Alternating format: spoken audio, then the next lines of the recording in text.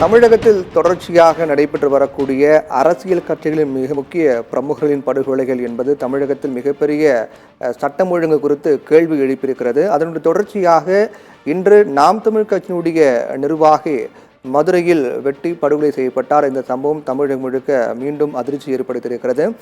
மதுரை மாநகர செல்லூர் பகுதியைச் சேர்ந்தவர் பாலசுப்ரமணியன். இவர் நாம் தமிழ் கட்சியினுடைய வடக்கு தொகுதி துணை செயலராக இருந்து வந்தார். இந்நிலையில் இன்று காலை அவர் வழக்கம் போல வல்லபாய் சாலை பகுதியில் நடைபயிற்சி மேற்கொண்டிருந்தார்.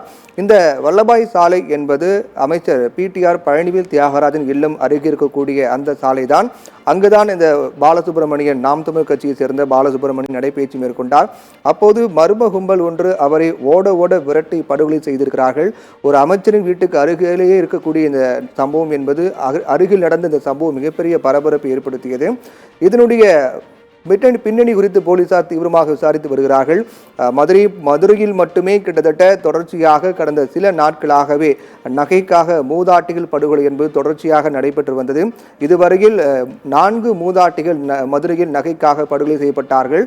இப்படி மதுரையில் தொடர்ச்சியாக ஒரு சாமானிய மக்கள் மூதாட்டிகள் படுகொலை செய்யப்பட்டு வந்த நிலையில் தொடர்ச்சியாக நாம் தமிழ் கட்சியை சேர்ந்த நிர்வாகி படுகொலை செய்யப்பட்டிருக்கிறார். ஒட்டுமொத்தமாக தமிழகத்தை பார்த்தோம் என்றால் இது போன்ற முக்கிய அரசியல் கட்சிகளுடைய முக்கிய நிர்வாகிகள் படுகொலை என்பது தொடர்ந்து நடைபெற்று வரக்கூடியதாகவே இருக்கின்றது. அதில் தொடக்கமாக கடந்த மே 4ஆம் தேதி நெல்லை மாவட்ட கிழக்கு காங்கிரஸ் தலைவர் KP ஜெயக்குமார் பாதி எரிந்த நிலையில் சடலமாக மீட்கப்பட்டார். மே 2ஆம் தேதி காணாமல் போன அவரை போலீசார் தேடி வந்தார்கள். அதற்கு பிறகு மே 4ஆம் தேதி ஒரு தோட்டத்தில் நெல்லை மாவட்டத்தில் இருக்கக்கூடிய ஒரு இல்லம் அருகே இருக்கக்கூடிய ஒரு தோட்டத்தில் பாதி எரிந்த நிலையில் அவர் சடலமாக மீட்கப்பட்டார். இந்த சம்பவம் தமிழகம் முழுக்க மிகப்பெரிய அதிர்ச்சி ஏற்படுத்தியது. அதற்கு பிறகு அது தொடர்பாக தனிப்படைகள் அமைந்து விசாரிக்கப்பட்டு வரக்கூடிய நிலையில் அதற்கு பிறகு கடந்த ஜூலை 3ஆம் தேதி சேலம் அதிமுக பிரமுகர் சண்முகம் கொலை செய்யப்பட்டார். இந்த சம்பவமும் அதிமுக தரப்பில் இல்லாமல் தமிழகம் முழுக்க மிகப்பெரிய அதிர்ச்சி ஏற்படுத்தியது. இந்த சண்முகம் கொலை வழக்கில் திமுகவை சேர்ந்தவர்களுக்கு சம்பந்தம் இருப்பதாக குற்றம் சாட்டப்பட்டு குற்றவாளிகள் பட்டியலில் அவர்கள் சேர்க்கப்பட்டிருக்கிறார்கள். அதைத் தொடர்ந்து கடந்த 5ஆம் தேதி பகுஜன் சமாஜ் கட்சியினுடைய மாநில தலைவர் ஆம்ஸ்ட்ராங் சென்னை பெரம்பூர் பகுதியில் படுகொலை செய்யப்பட்டார். இந்த சம்பவம் தமிழகம் முழுக்கமில்லாமல் தேசிய அளவில் மிகப்பெரிய சர்ச்சையை தமிழகத்திற்கு ஏற்படுத்தியது. அதன் தொடர்ச்சியாக தொடர்ந்து இது போன்ற அரசியல் தலைவர்கள் முக்கிய நிர்வாகிகள் படுகொலை செய்யப்பட்டு வரக்கூடிய நிலையில் ஆம்ஸ்ட்ராங் படுகொலை சம்பவத்தை அடுத்து பகுஜன் சமாஜ் கட்சியினுடைய தலைவர் ஆம்ஸ்ட்ராங் படுகொலை சம்பவத்தை அடுத்து அதிரடியாக காவல்துறையில் மாற்றம் ஏற்பட்டது. அதன் அடிப்படையில் சென்னை மாநகர காவல் ஆணையராக இருந்த சந்தீப் ராய் ரத்தோர் மாற்றப்பட்டு அதற்கு பதிலாக அருண் காவல் ஆணையராக நியமிக்கப்பட்டார்.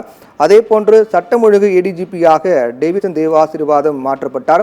அதற்கு பிறகு இந்த பகுஜன் சமாஜ் கட்சியினுடைய தலைவர் ஆம்ஸ்ட்ராங் படுகொலை சம்பவத்தில் முக்கிய குற்றவாளியாக பார்க்கப்பட்ட திருவேங்கடம் என்கவுண்டர் செய்யப்பட்டார். இந்த என்கவுண்டருக்கு பிறகு இந்த என்கவுண்டர் என்பது ஒட்டுமொத்தமாக தமிழகம் முழுக்க இருக்கக்கூடிய ரவுடிகளுக்கும் பழி தீர்க்க காத்துக் கொண்டிருக்கூடிய ரவுடிகளுக்கும் ஒரு பாடமாக ஒரு எச்சரிக்கையாக இருக்கும் என்று சொல்லப்பட்டது. அதே போன்று தமிழகம் முழுக்கும் இருக்கக்கூடிய சரித்திர பதிவேடு குற்றவாளிகள் முக்கிய குற்றவாளிகள் பழி தீர்க்க காத்து கொண்டிருக்கூடிய குற்றவாளிகளை அடையாளம் கண்டு தொடர்பான பட்டியல் தயாரிக்கக்கூடிய பணியெல்லாம் மேற்கொள்ளப்பட்டதாக தெரிவிக்கப்பட்டது. அப்படியானால் பொதுமக்கள் மத்தியில் காவல்துறை தற்போது விழிப்புடன் செயல்படுகிறார்கள். காவல்துறை தரப்பில் தற்போது அதிரடியான நடவடிக்கைகள் மேற்கொள்ளப்பட்டு வருகிறார்கள். இந்த ஆம்ஸ்ட்ராங் படுகொலை தான் இனி தமிழகத்தில் கடைசியான படுகொலையாக இருக்கும். இதற்கு பிறகு காவல்துறை மிக தீவிரமாக செயல்படுவார்கள் என்றெல்லாம் எதிர்பார்க்கப்பட்டது. அதற்கேற்ற வகையில் காவல்துறையும் அதிரடியாக இடமாற்றங்கள் என்கவுண்டர்கள் எல்லாம் செய்து ஒரு அதிரடியான ஒரு நடவடிக்கை காட்டினார்கள். ஆனால் அது அனைத்தும் சொதப்பல் என்ற வகையில்தான் இன்று நடைபெற்ற நாம் தமிழ் கட்சியினுடைய நிர்வாகி படுகொலை என்பது எடுத்து காட்டியிருக்கிறது.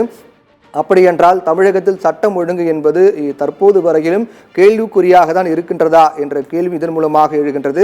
என்றால் மதுரையில் நாம் தமிழ் கட்சியினுடைய நிர்வாகி படுகொலை செய்யப்பட்ட அந்த பகுதி என்பது அமைச்சர் PTR பழனிவேல் தியாகராஜன் இல்லம் இருக்கக்கூடிய அந்த பகுதிக்கு அருகில் இருக்கக்கூடிய பகுதி தான். ஒரு அமைச்சரின் இல்லம் அருகே இது போன்ற மர்ம நபர்கள் சுதந்திரமாக அறிவாலோடு ஒரு நபரை வெட்டி படுகொலை செய்கிறார்கள் என்றால் ஒரு சாமானிய மக்களுக்கு என்ன பாதுகாப்பு இருக்கிறது என்ற கேள்விதான் இதன் மூலமாக எழுகின்றது. தமிழக காவல்துறை காவல்துறை பொறுத்தவரையில் மிகவும் அதிரடியாக செயல்படக்கூடிய காவல்துறை, தவறுகளை உடனடியாக கண்டறிந்து முன்கூட்டியே தடுக்கக்கூடிய வகையில் நடவடிக்கை எடுக்கக்கூடிய காவல்துறை என்றெல்லாம் பெயர் பெற்ற தமிழக காவல்துறைக்கு தற்போது என்ன ஆனது என்ற கேள்வி இதன் மூலமாக எழுகின்றது.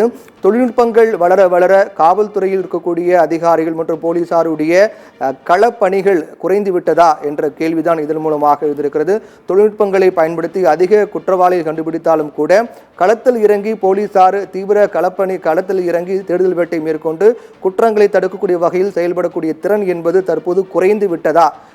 தொழில்நுட்பத்தை நம்பி தற்போது போலீசார் இருக்கின்றார்களா? அதற்காகவே தற்போது போலீசாருடைய திறன் செயல்பாடுகள் என்பது குறைந்து விட்டதா என்ற கேள்விதான் இது மூலமாக எழுகின்றது. தொடர்ந்து இதுபோன்று 4 படுகொலைகளும் அரசியல் கட்சியினுடைய மிக முக்கிய நபர்களாக இருக்கக்கூடிய இந்த படுகொலை என்பது தமிழகத்தில் சட்டம் ஒழுங்கு இன்னும் சரி செய்யப்பட வேண்டிய நிலைதான் காட்டுகின்றது.